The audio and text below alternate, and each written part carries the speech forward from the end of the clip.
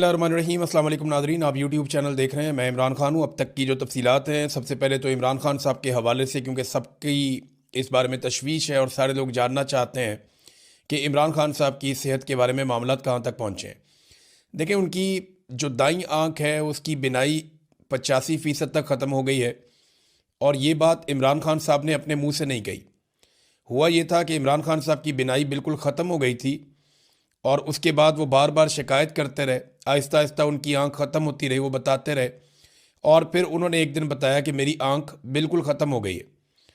जब उन्होंने ये बताया तो जनवरी के पहले हफ्ते में इसके ऊपर पहली मरतबा नोटिस लिया गया और फिर 19 जनवरी तक का टाइम ज़ाया किया गया मशीनें मंगवाने में।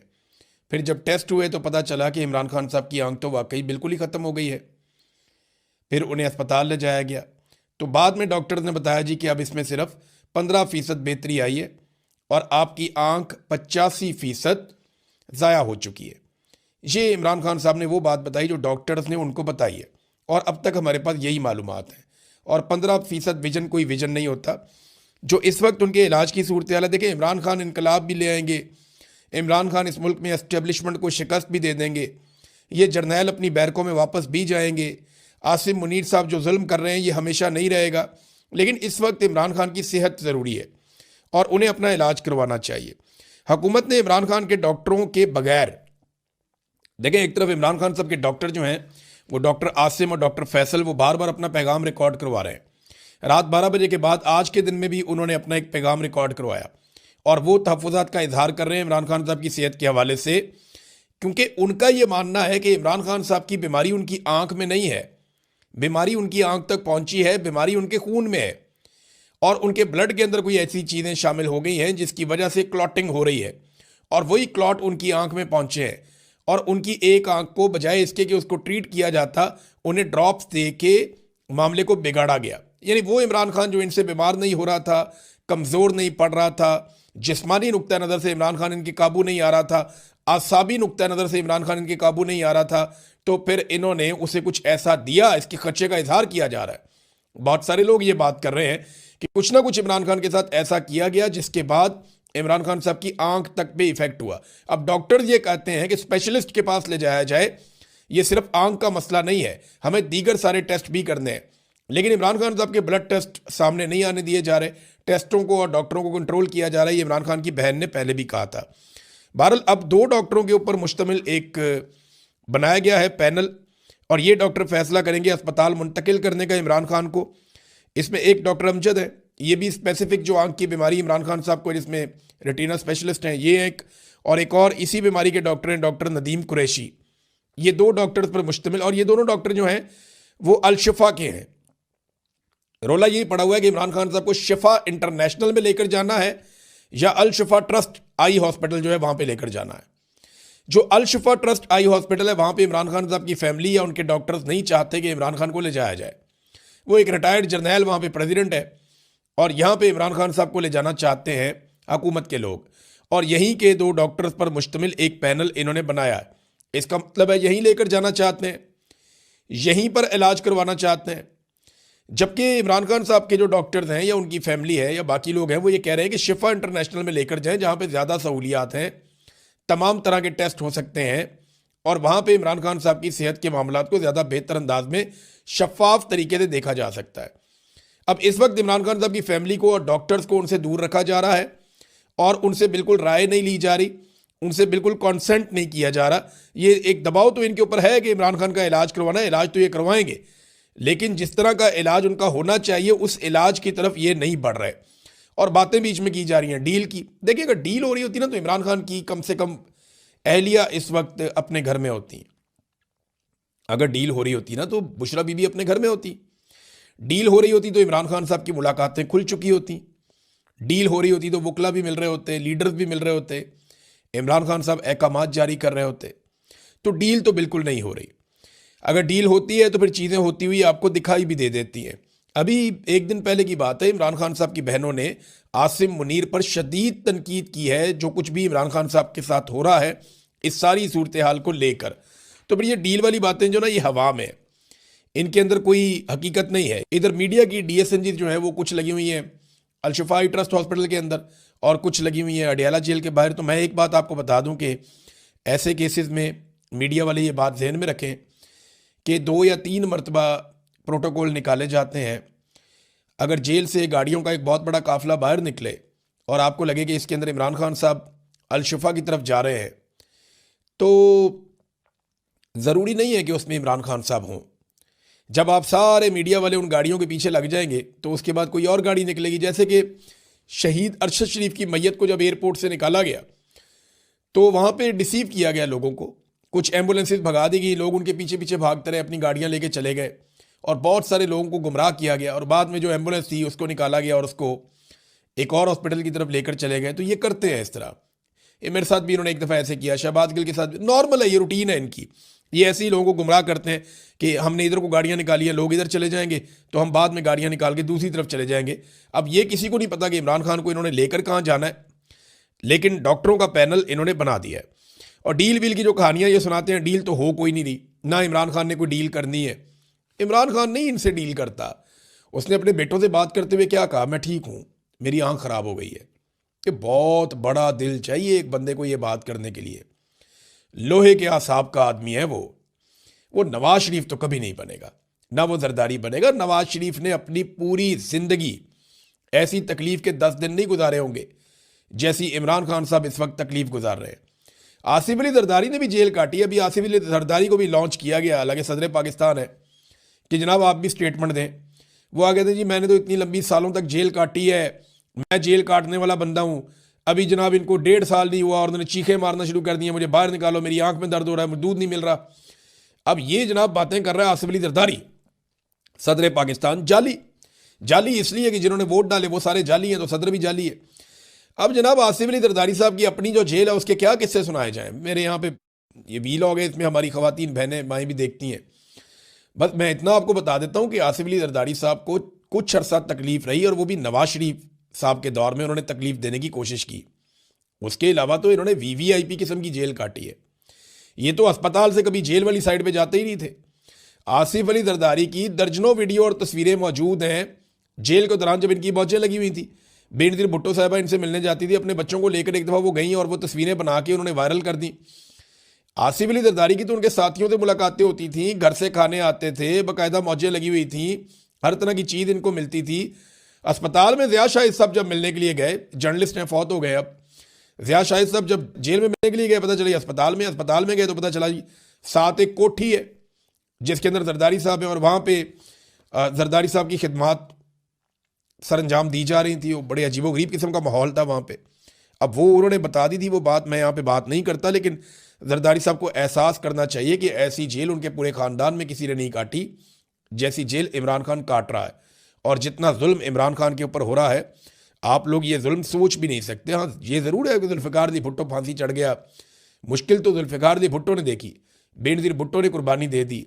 जरदारी तो बेनिफिशरी रहे इन मामलात के। गो के जरदारी ने जेल काटी, लेकिन वो जेल ऐसी नहीं थी जैसी जेल इमरान खान काट रहा है। उसकी बीवी भी साथ जेल में, उसके रिश्तेदार भी जेल में, उसकी बहनों को रोज़ाना बुलाकर जलील किया जाता है। जरदारी साहब की मुलाकातें होती थी, यहाँ मुलाकातें भी रोक दी गई हैं। ये आसान नहीं है। पाकिस्तान तहरीक इंसाफ ने नाज़रीन जो एहतजाज है उसको तेज़ किया हुआ है। आहिस्ता आहिस्ता एहतजाज की शिद्दत बढ़ रही है। कराची में लोग निकले, उन्होंने एहतजाज किया, लाहौर में लोग निकले, उन्होंने एहतजाज किया। कुछ जगहों पे लोग बंद करते हैं, फिर खुल जाता है, फिर बंद कर देते हैं, फिर खुल जाता है। तो अब ये वाली हिकमत अमली से लोगों ने इलाकों की शाहराहों की बंदिश शुरू की है। अब खैबर पख्तूनख्वा से जो पंजाब के सारे रास्ते हैं वो लगभग सारे बंद हो चुके हैं। खैबर पख्तूनख्वा का जो राब्ता है वो बाकी सूबों से कटा हुआ है इस वक्त, क्योंकि खैबर पख्तूनख्वा की आवाम ने मुख्तलिफ रास्ते सारे बंद कर दिए। अब इसी तरह बलूचिस्तान में भी एहतजाज की शिद्दत में इजाफा हो रहा है, सिंध में भी, और पंजाब में कभी बंदिश होती है, कभी खुल जाता है।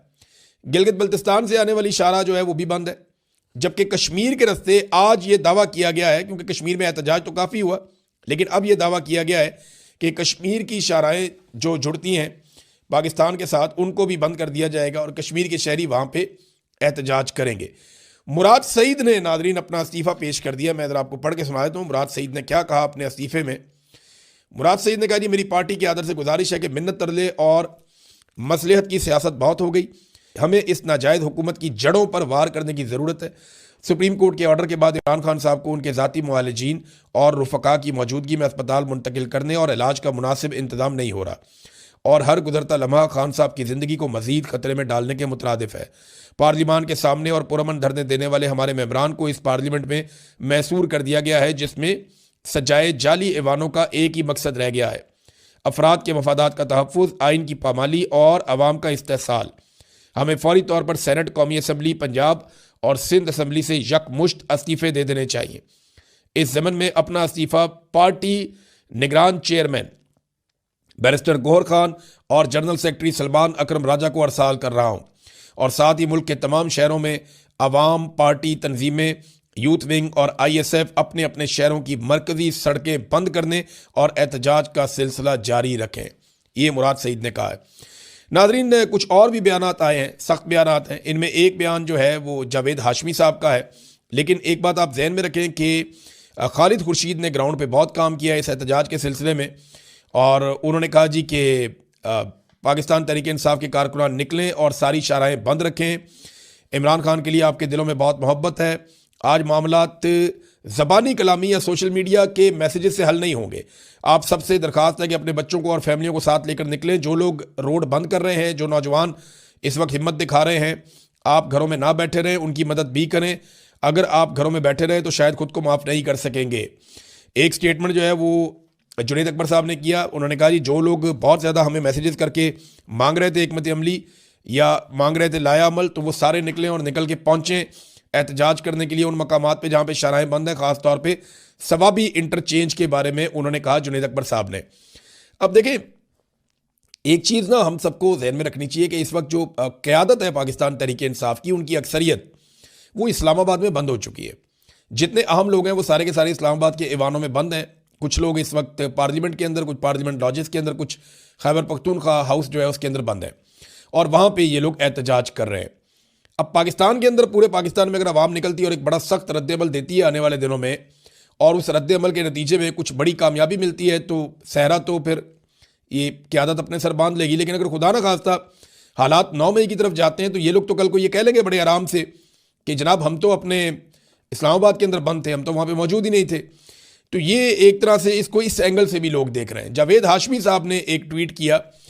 उन्होंने कहा इमरान खान के खिलाफ बदतरीन जुल्म हो रहा है। इसके खिलाफ ये जुल्म आपको, आपके डर को जाहिर कर रहा है। आपको कोई इस्तिस्ना बचा नहीं सकेगा। पार्लियामेंटेरियंस को मैसूर करना भी इसी बुज़दिली का तसलसल है। बेफिक्र रहे, अब अवाम और इमरान खान का ताल्लुक है। अवाम अपने लीडर के लिए निकलेगी। देखिए, अगर लीडर के लिए अवाम निकल आती है ना तो सूरत हाल बिल्कुल एकदम बदल जाएगी। ये हम सब जानते हैं। फिर हालात अवाम जाने और अवाम का काम जाने। लेकिन अभी तक मैं आपको बता रहा हूँ कि एहतजाज ज़रूर हो रहा है, उसमें शिद्दत आ रही है, लेकिन जितनी शिद्दत की तवक्को थी कि बहुत बड़े पैमाने पर लोग निकलेंगे वो अभी तक नहीं हुआ। अब देखते हैं कि आगे चलकर क्या होता है। एतजाज एहसन साहब ने कहा इमरान खान को फौरी रिहा करें और रिहाई के बाद इमरान खान अपना इलाज खुद करवाएगा। हुकूमत का इससे कोई ताल्लुक नहीं होना चाहिए। पाकिस्तान तहरीक इंसाफ ने इमरान खान साहब के लोगों ने एक दरख्वास्त दायर की है इमरान खान साहब की ज़मानत के लिए कि उन्हें जनाब रिहा किया जाए ताकि वो अपना इलाज करवाएं।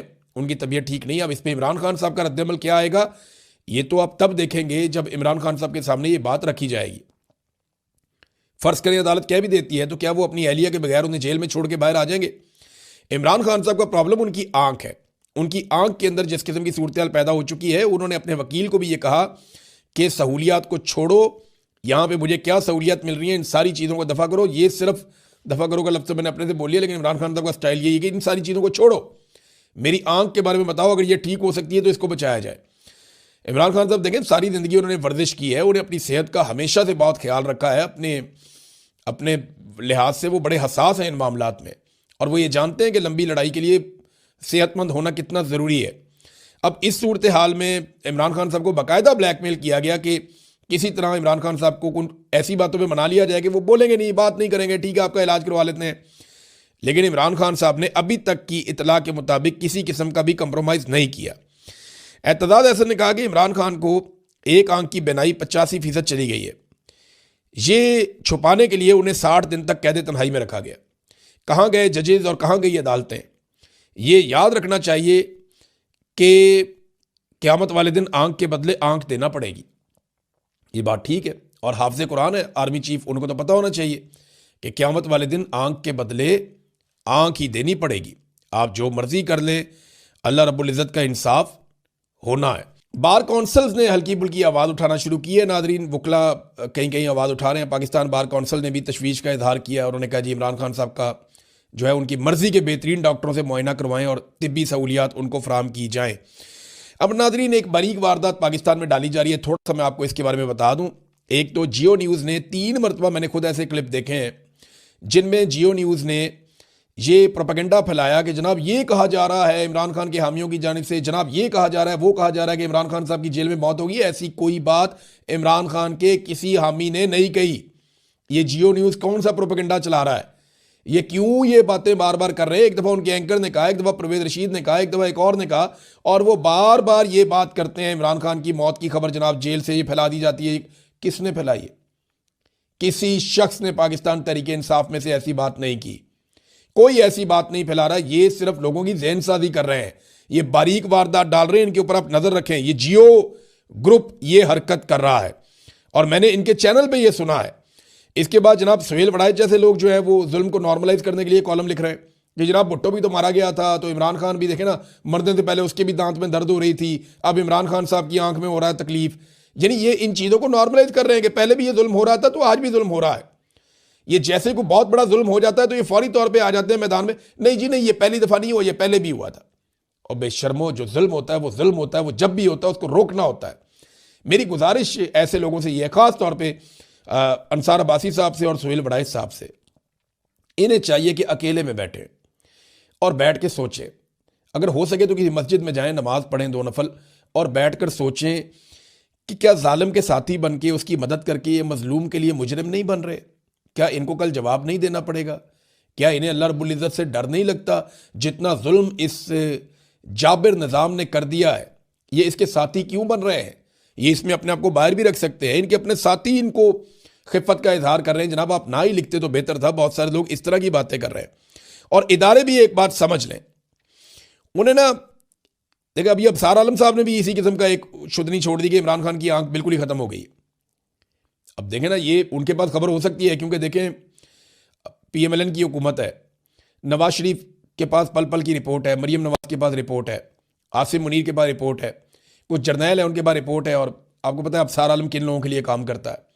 तो अबसार आलम के पास रिपोर्ट हो भी सकती है, लेकिन ये चीज़ों को लोगों को ज़हनी तौर पर तैयार कर रहे हैं किसी हादसे के लिए, ऐसा दिखाई देता है।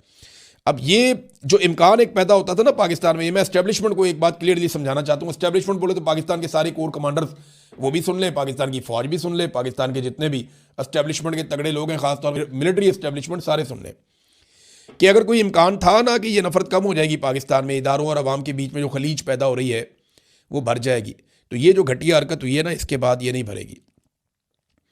ये जो रवायती जमातों को इस बात की उम्मीद थी कि उनको जमहूरी तस्लीम कर लिया जाएगा, पीपल्स पार्टी को, PMLN को, शरीफ खानदान को, जरदारी खानदान को, तो ये नहीं होगा। ख़ास तौर पे एस्टेब्लिशमेंट के लिए ये सोचने की बात है कि उन्होंने अपने सारे रास्ते बंद कर लिए और अब उन्हें अंदाज़ा हो जाना चाहिए कि उनकी वापसी का इम्कान तकरीबन ख़त्म हो गया। अवाम अब उन्हें कभी तस्लीम नहीं करेगी। जो कुछ ये अवाम के सबसे मकबूल लीडर के साथ कर रहे हैं ना, इसका रद्द-ए-अमल आएगा। आज नहीं आएगा तो कल आएगा। लोग नहीं मानेंगे, आप जो मर्जी कर लें। अब तक के लिए इतना ही। अपना ख्याल रखिएगा, अपने इस चैनल का